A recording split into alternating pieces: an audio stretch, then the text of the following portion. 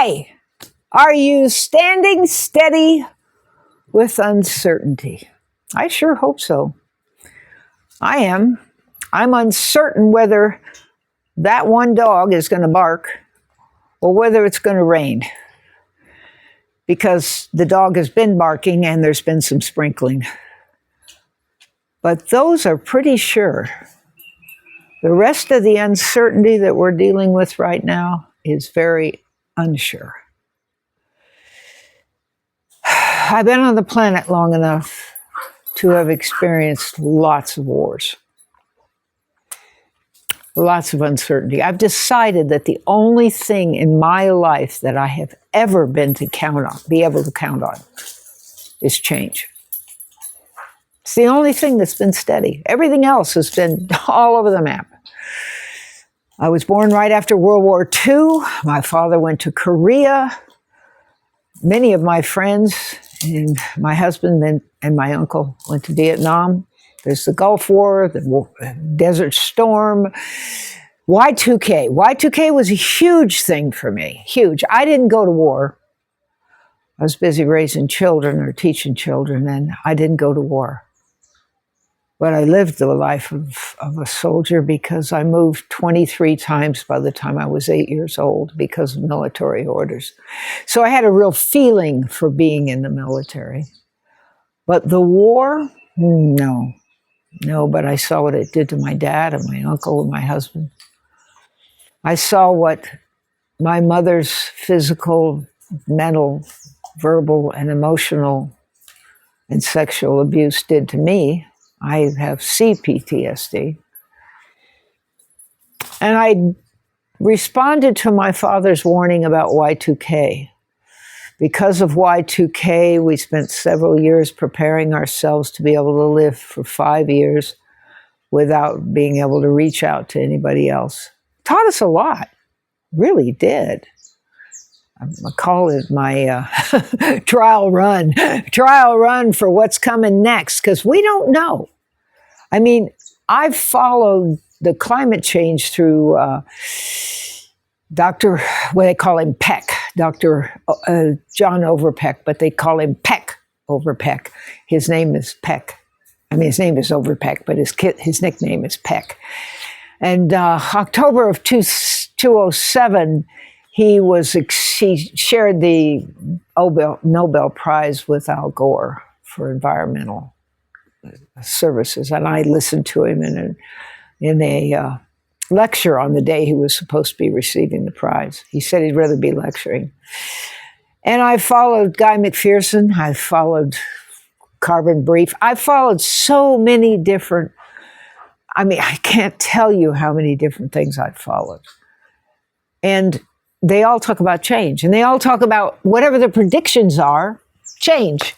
They either get worse or better, or, well, not very often better, but occasionally. But it's all about change. So the uncertainty right now, right at this very day that I'm sitting here, I'm wondering about how many mothers or fathers suffered horribly, way more than I did, about childcare. I was very fortunate. I had government programs that gave me subsistence. They were supplemented childcare programs when I went back to school, and I still had an infant. And then his sister was old enough to care for him from time to time, too. The child care situation now has gotten so expensive. I believe I've read that very few mothers or fathers could have 2 kids in child care and make it worthwhile to go to work. That's incredible. I met a family in Mexico who had 23 kids.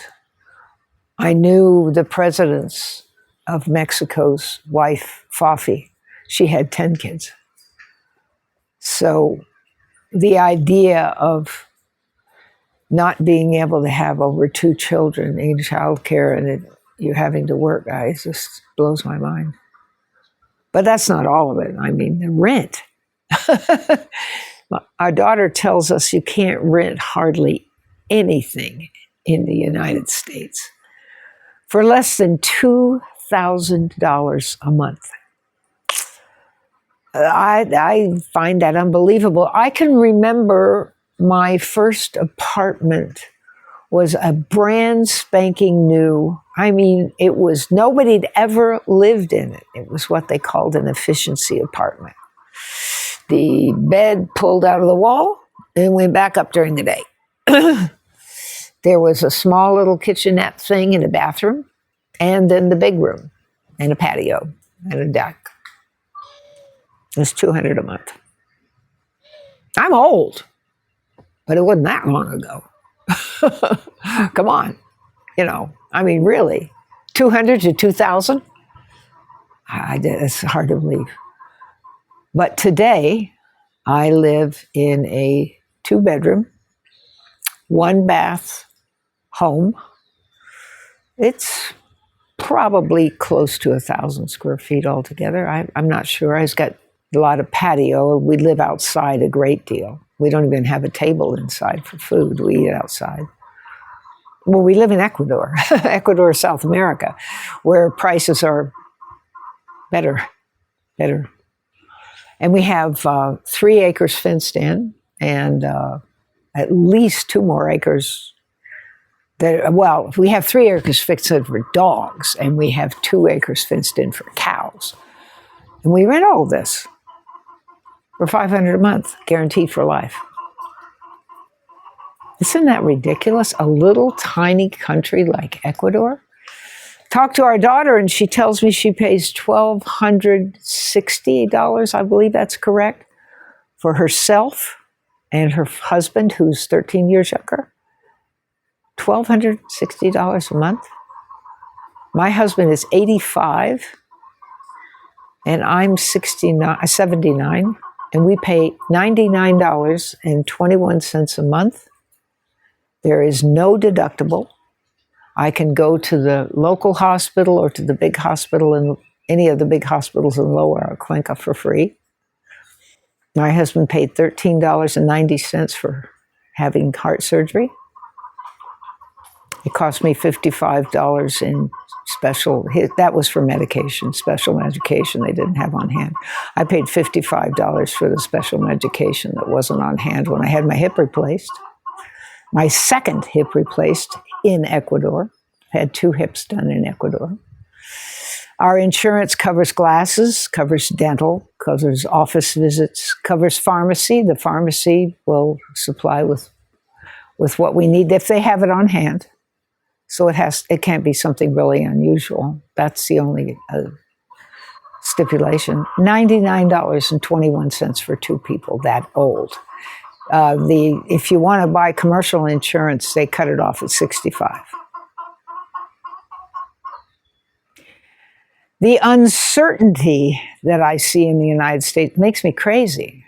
I mean, it really makes me crazy. My dad's family from Poland went to the United States to have a better life. And now I look at Poland and wonder,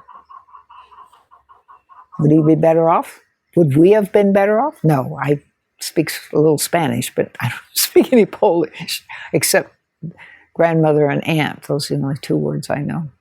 Dad's wouldn't teach me because he was afraid of bias. Gosh, are you steady about the change? All this uncertainty and change. And then old people, gosh, as old people, what in the hell are we supposed to do about health insurance? Medicare and Medicaid have all been, not having money is Medicare and the other is Medicaid, and it just makes me crazy to think about how much trouble there is now. And what we used to call the food stamp program, I was on it for 2 months when my son, who's almost 50, was an infant. Just 2 months. But it was desperate. I was absolutely desperate. What if it wasn't there? And Social Security, they're talking about Social Security is going to run out in 3 to 5 years. What am I supposed to do? Blow my head off? I have to have some money coming in. I have to be able to pay the $500 a month for the house. Yeah, the uncertainty is really desperate. But now let's talk about something more. Your mental health, your emotional health. What can you do when there's this going on? What can you do when every direction you turn in? I mean, so many people turned to get together the administration we have in the United States now because they were promised jobs, because they were promised lower grocery prices, because he said he'd have a health plan in 2 weeks, because he said no more wars.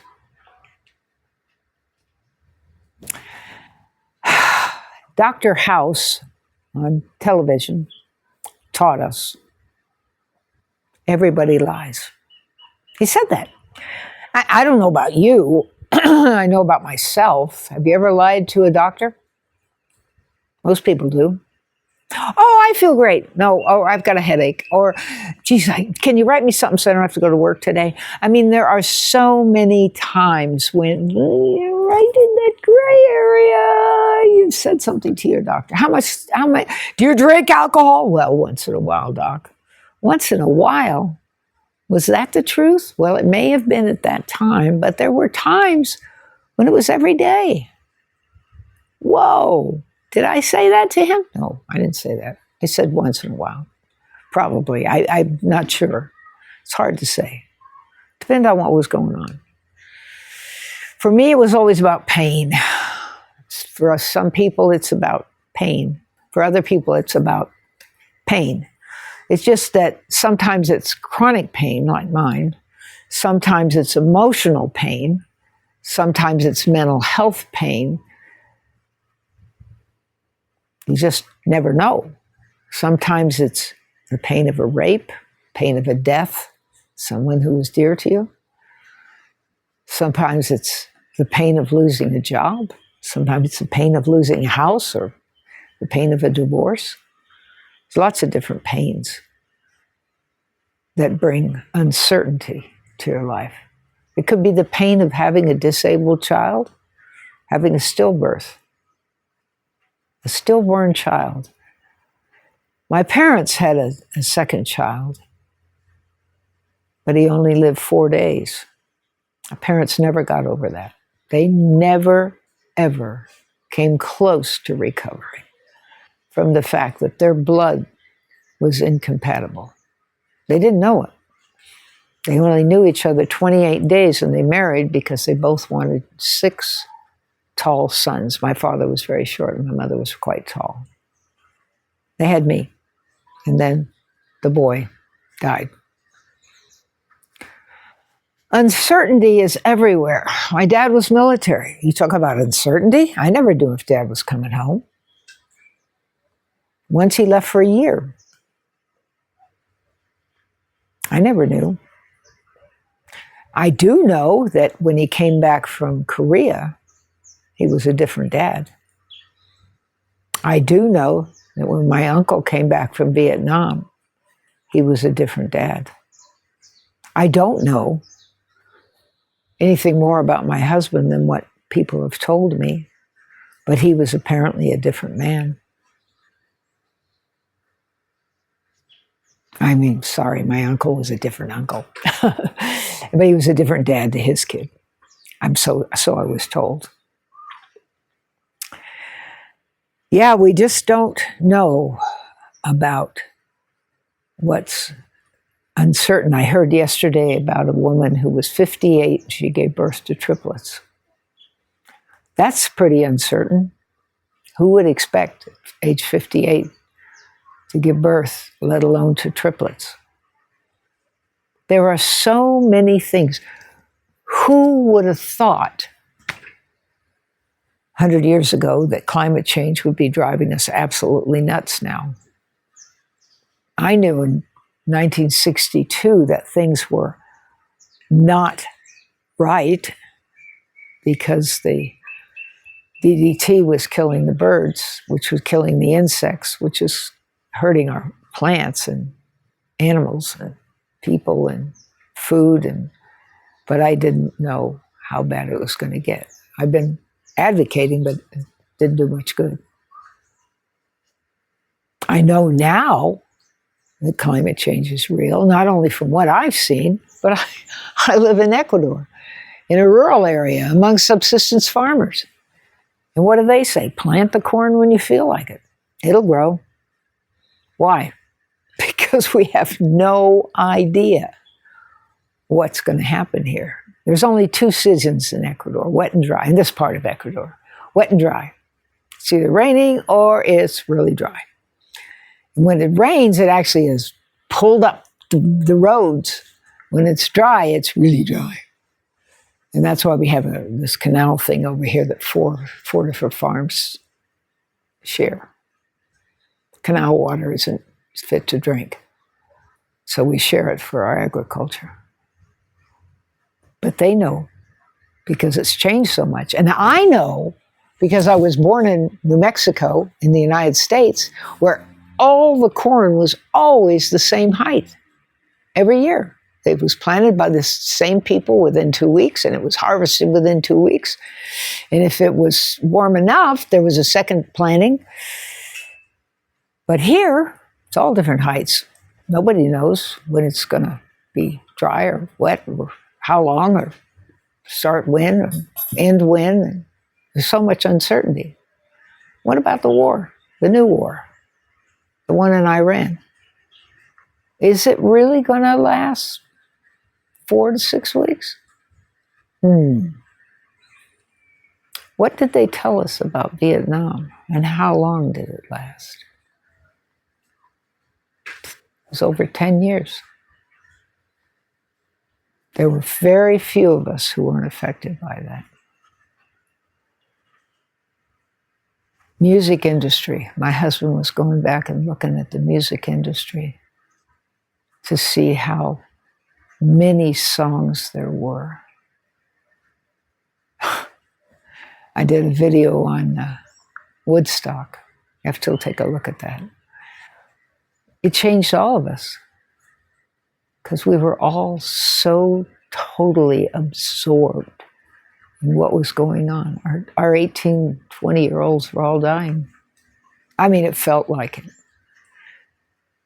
Everybody who wasn't dying was trying to avoid the draft if their number had been called, or afraid their number would be called. And how do we feel about them now?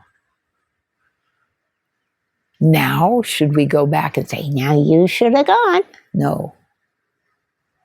Not when you saw what happened, and not when you learned that it wasn't there for any reason. There wasn't any real reason for that war other than to make money for people. And it's probably the real reason that there's a war now, except they call it the Epstein War. Isn't that strange? I wonder where they got that name from, but that's my understanding. And what do we do about it? Well, I suggest, having just gotten off a meeting, drug and alcohol and other co-occurring disorders that people get involved in, that of addiction or dependency that screw up their lives and that of their families. That meeting, we had 4 different people who discussed suicide. That really is not a good option. And I don't care what's changing in your life. The only time that I can ever imagine that I've had someone and there have been several people in my life who've taken their own lives, was when they were so sick that there was no hope. Assisted suicide. But other than that, it just leaves a pathway behind you of guilt. Everybody who knew you feels guilty about why they didn't recognize that something that bad was happening and that you really needed that level of help and kindness and consideration and love and appreciation and whatever you want to call it. It's a really sad thing, and it's especially a sad thing. I have people that I counsel who've lost a parent to suicide. Wow, that is really, really tough. I know that as an adult and an elder, I often think about the questions I wish I'd asked my father, or my grandmother, my grandfather. There's just lots of questions I wish I had the answer to now, things that they didn't want to talk about. And the thing I love about my co-occurring disorder meeting is that people talk about what they're really thinking about. It's about honesty. It's about confidentiality. It's about holding yourself together because you got a community that cares. But that isn't the way it is in the real world. Very few people really talk about what they're thinking about and what bothers them. So what happens when somebody takes their life is everybody else is beating themselves up for not noticing and doing something and making something different or more pleasant or whatever.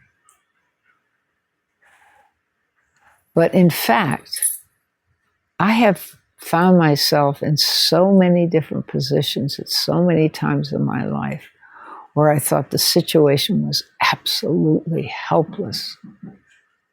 And somebody has come along and make sure that that didn't happen.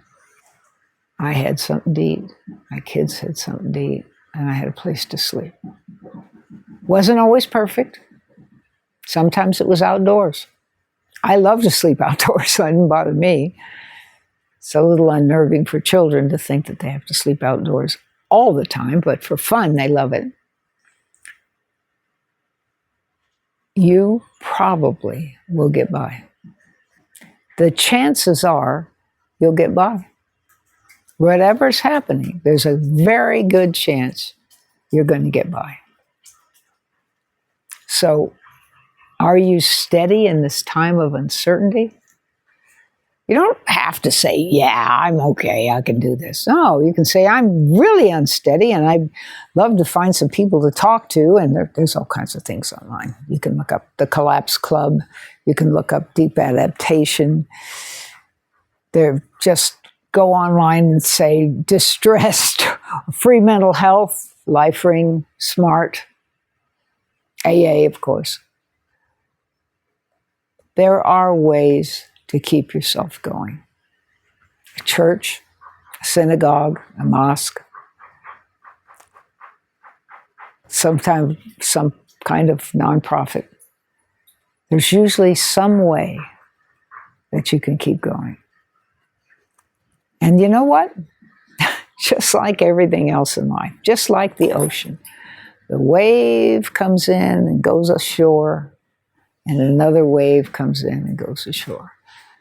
I remember having a professor who taught a course, and he said, I never promised you a rose garden. And it was actually someone he knew. And the book was about someone who was put in an institution and eventually took her life because there was never a rose garden. But I'll bet you, if you looked around, you'd find a neighbor with a rose garden, or a city with a rose garden, or a park with a rose garden. And you could go over there and smell the rose. You don't have to take one, just smell it. Let it remind you that just like the wave, things come in and things go out. And at some point, things will get better. They may not get as good as you want. May not have granite countertops and a dishwasher. I don't. I live a very simple life with solar power and very inexpensive farm, lots of gardening and growing and wonderful Latin neighbors. They're so respectful of older people. It's a joy. You just have to find out what it is that's bothering you and what it is that can make it better. And it's worth the trouble to look. If you're really unhappy, look around. Somebody will help.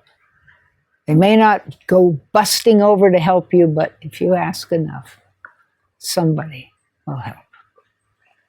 And you'll get through it.